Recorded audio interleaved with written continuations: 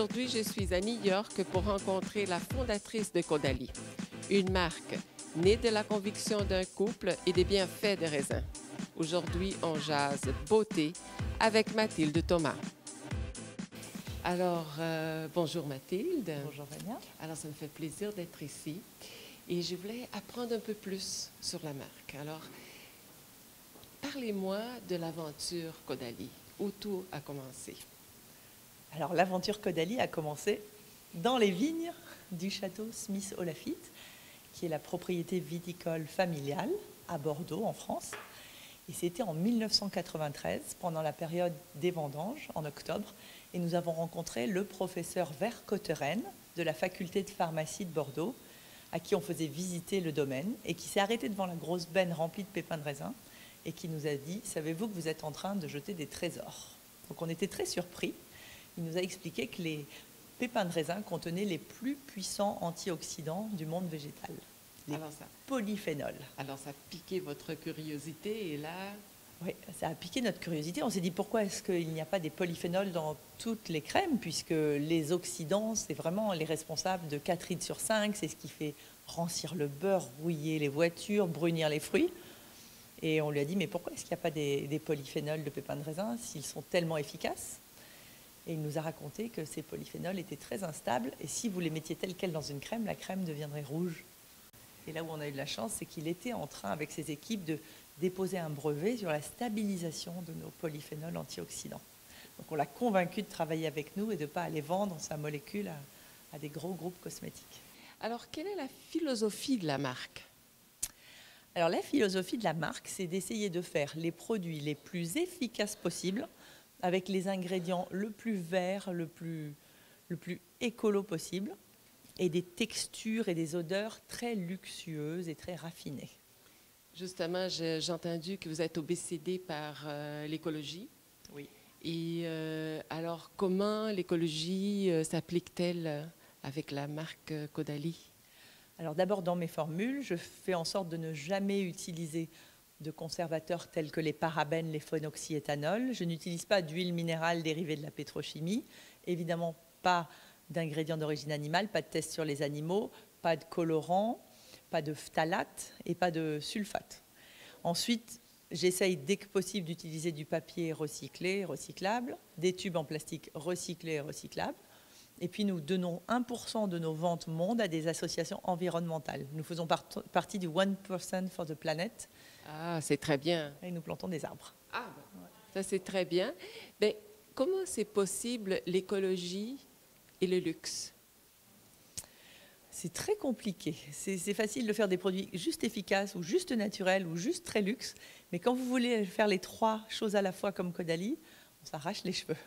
C'est très dur. Il faut faire de nombreux essais de formules pour arriver à des formules luxe et en même temps green, écolo et surtout efficaces. Donc ça prend plus de temps, c'est plus cher et ça va demander un travail supplémentaire. Mais on y arrive à la fin du compte. Par exemple, pour Premier Cru, qui est ma crème la plus luxe, la Rolls-Royce de Caudalie, la crème globale anti-âge, on a utilisé un packaging en verre qui est très luxueux, mais en verre recyclable. Et puis vous avez une poche en plastique à l'intérieur et vous dévissez quand votre produit est terminé et vous recyclez d'un côté le plastique, de l'autre côté le verre. Vous avez une vie familiale et vous avez une vie professionnelle. Comment vous composez avec tout ça? Eh bien, je cours dans tous les sens. Par exemple, ce soir, je cours faire les vaccins des enfants. Non, mais je pense qu'il faut être très organisé et puis il faut respecter les domaines de chacun. C'est-à-dire que quand je suis avec les enfants, je ne parle pas de travail, je m'occupe à 100% d'eux, je suis concentrée sur eux et j'essaye de jongler comme toutes les femmes qui font tellement de choses à la fois. Est-ce que vous avez un conseil pour les Canadiennes? Alors les hivers sont rudes. Je vais moi-même skier à Mont-Tremblant et il fait froid. Donc je vous conseille de mettre des crèmes qui sont comme des doudounes. Vous mettez votre Canada Goose et ben sur la peau, mettez votre doudoune de la peau et mettez-en une grosse couche en dessous de votre crème solaire.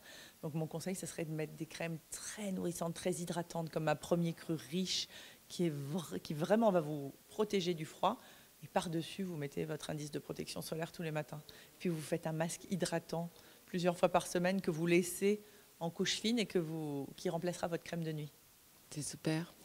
Et là, c'est 20 ans de Caudalie l'année prochaine. Est-ce que vous avez un scoop? Est-ce que vous allez célébrer d'une certaine façon? Comment ça va marquer cet anniversaire pour vous l'année prochaine? Alors le scoop, c'est que je sors un livre que pour le Canada et les États-Unis. Oh, super! Donc, ça va être en français, anglais? Ça va être pour l'instant qu'en anglais. Il va bientôt être traduit en français. Sur tout ce que j'ai appris dans le monde de la beauté, tous mes conseils, mes recettes. Puisque ça fait 20 ans que j'ai créé Caudalie et j'ai rencontré les meilleurs dermatologues sur les 5 continents, les meilleurs chercheurs, les meilleurs make-up artistes, les meilleurs coiffeurs. Toutes les thérapeutes de mes spas m'ont donné des conseils. Donc, vous allez donner toutes les astuces pour toutes les femmes de l'Amérique du Nord. Oui. Et comme vous êtes partout dans le monde, j'ai envie de vous demander, où trouvez-vous la beauté du monde? Je trouve que les femmes ont différents atouts dans différents pays. Et je trouve que souvent, elles savent mettre en valeur leurs atouts. Et ce n'est pas la même chose au Brésil, au Canada, en France, en Italie, en Angleterre. Donc, je trouve que les femmes sont malines. Elles savent très bien jouer avec leur beauté. Et elles savent mettre en avant ce qu'elles ont de mieux. C'est super. Alors, la beauté du futur? La beauté du futur, pour moi, elle est, très efficace, de plus en plus efficace. Elle permettrait peut-être de ne plus aller voir son dermatologue pour des injections. Donc pour moi, elle est extrêmement efficace, limite médicale, mais elle est aussi hautement écolo, avec des formules très vertes, débarrassées de tous les ingrédients superflus et synthétiques. Et puis après, pour moi, la beauté du futur, elle est très sensuelle, très raffinée, très luxe. Merci beaucoup. Merci à vous.